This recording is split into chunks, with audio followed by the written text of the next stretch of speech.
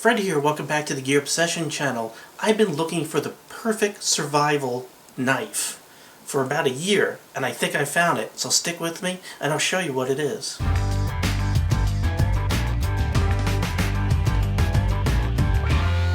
There are a lot of awesome, absolutely awesome survival knives out there, like the Buck 110, a real classic, really nice knife.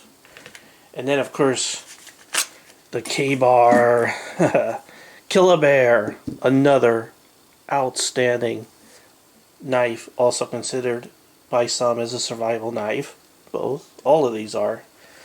Then, of course, I recently reviewed this, the Grylls survival knife, actually marketed as a survival knife, and it could fill the bill, absolutely. I would not feel like I'm undergunned or underknifed with that knife. And I even tried to make my own out of a file. I'll be doing a video on this shortly, and I'm still looking for something more. You know, I thought, wouldn't it really be cool to find a survival knife that has the hollow handle in it?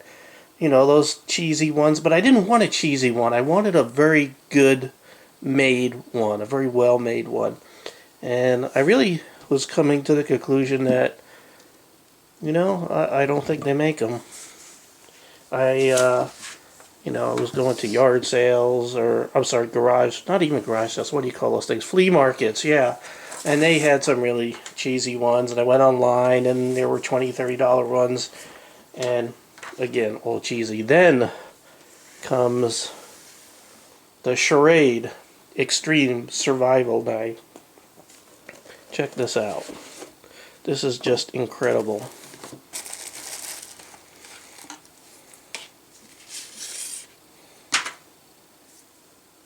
That thing weighs a ton, by the way.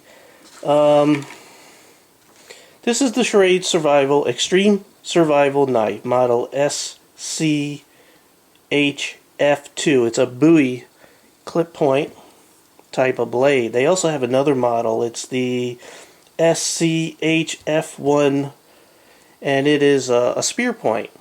And then there's also some other models that they make which are shorter. So let me tell you what's really special about this knife.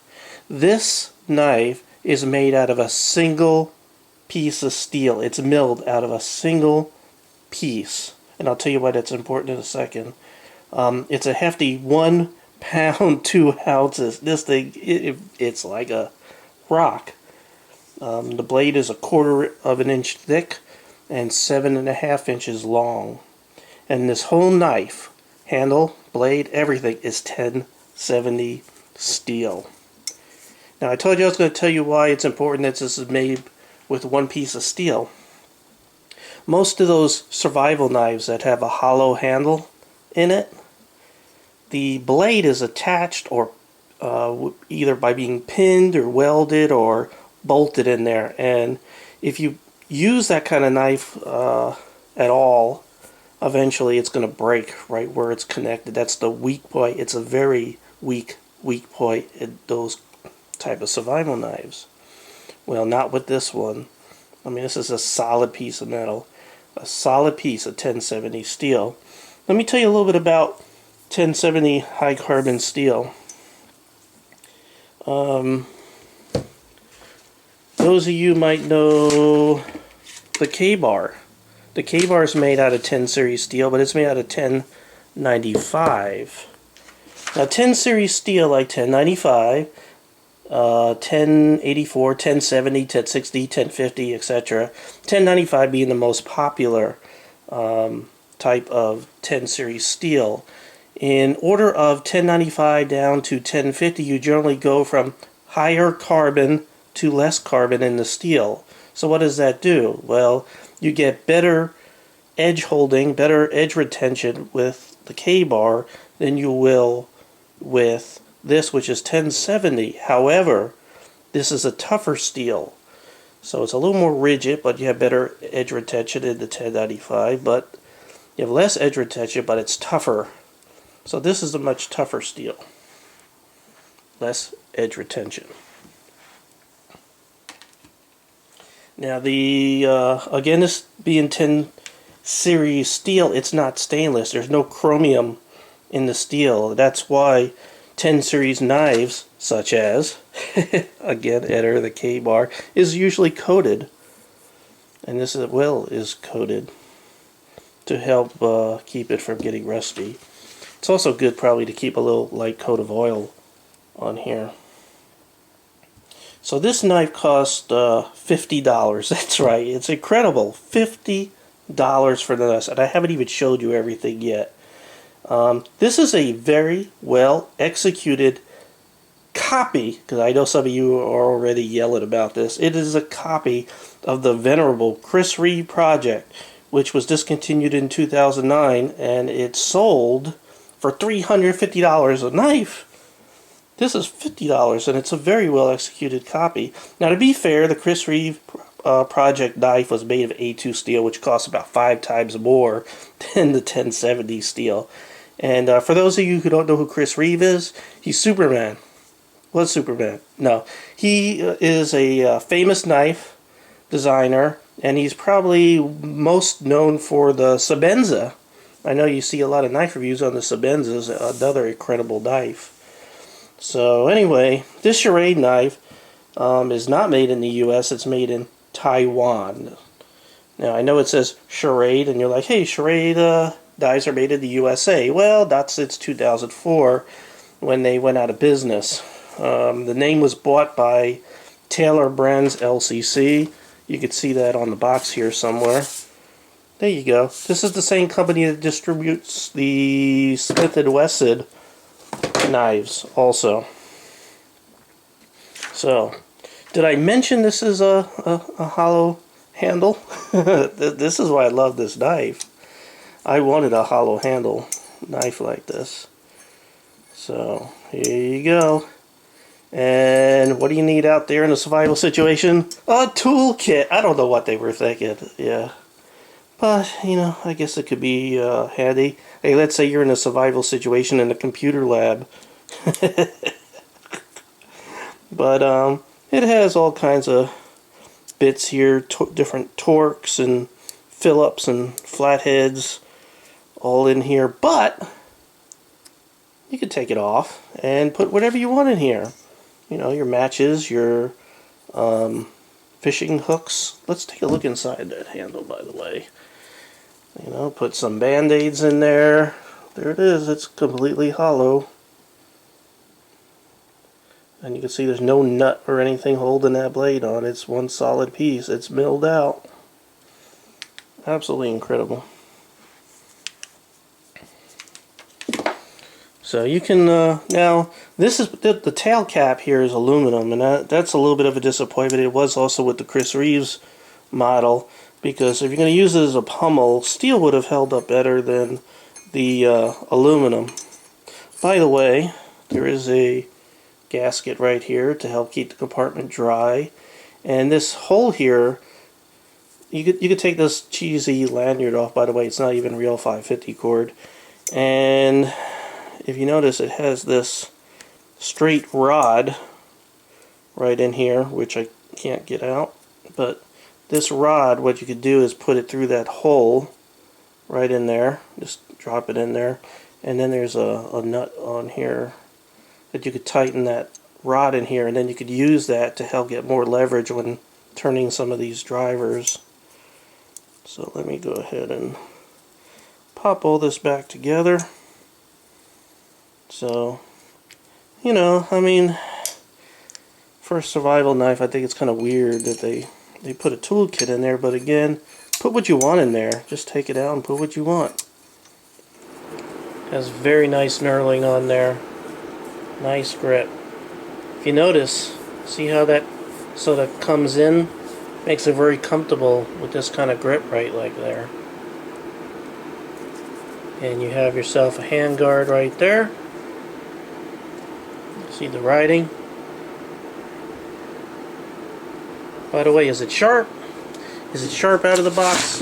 Let's find out. Some paper here. Well, looks like, there we go. It's not too sharp, so not super sharp out of the box, but we can go ahead and touch that up really quick. So I went ahead and quickly sharpened it on my paper wheel. And now it cuts like butter. Now, if I were to rate this knife would get, man, I'll tell you, it's a hard 9 or a light 10 out of 10 for the money. By the way, they're serrated. Not a big fan of serrations, as you know, but these look kind of weird, but that's the way it was on the Chris Reeves knife, too. It's like big, small, big, small, big, small, and they're kind of flattened out, which seems to make it easier to sharpen maybe with a regular sharpener. These serrations are not chisel ground, they're the same as the rest of the edge. Which, by the way, this is, trying to see what kind of grind we have here. It is a hollow ground blade. A lot of the reviews did show this not to be a very good chopper, but it actually does quite well in batoning. And I chose the Bowie style so I could use it to skin if I had to in a survival situation too. Now let's get to the most disappointing part of this knife, and that's the sheath. This sheath might be the worst sheath I've ever had come with a knife, ever. Just throw it away. Single stitching, the material's really bad, in my opinion. Again, same cheesy line, not even real 550 cord on here. They give you a little tool pouch here that can be taken off. It's sort of velcroed on there.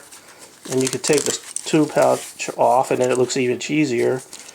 Has a button so you can go ahead and put it in. There is some plastic in here, liner, so you don't cut the sheath as you're putting your blade in.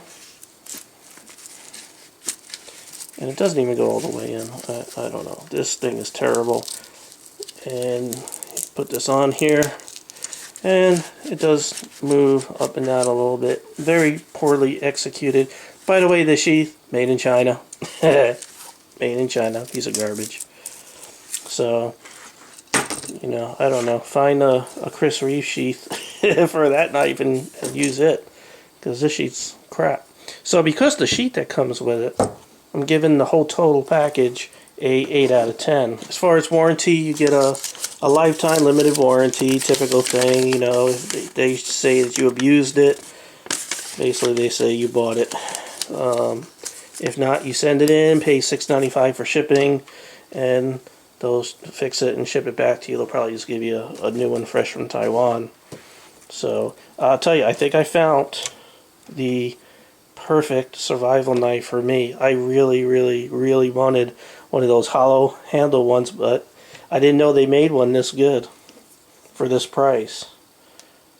Don't get those cheesy ones from the flea market. Trust me.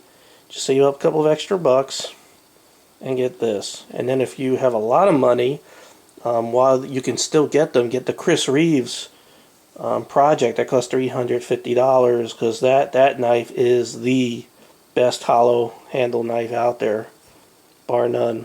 But for cheap people like me, or value conscious people like me, this is it.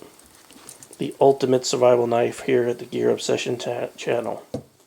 By the way, if you search on YouTube for the Schrade Extreme Survival SCHF2, which is the spear point model, you probably find a couple of videos where they torture tested this knife. Absolutely incredible. It went through 7 videos before it finally gave up the ghost, and it lasted a lot longer than the more expensive Chris Reeves. Now, of course, this is a YouTube video, and you know, and of course you could always have a defective lemon out of whatever bunch, so I'm not going to say that this is a tougher, better knife than Chris Reeves. You know, it's very subjective. And plus, Chris Reeves made A2 steel, which might be harder, more rigid, and maybe it is more prone to actually breaking than this. So I don't know, So don't blast me about it. Thank you very much for dropping by the Gear Obsession channel. I really appreciate you all coming back and coming back and coming back to see boring old me. Thank you very much, and have a great evening.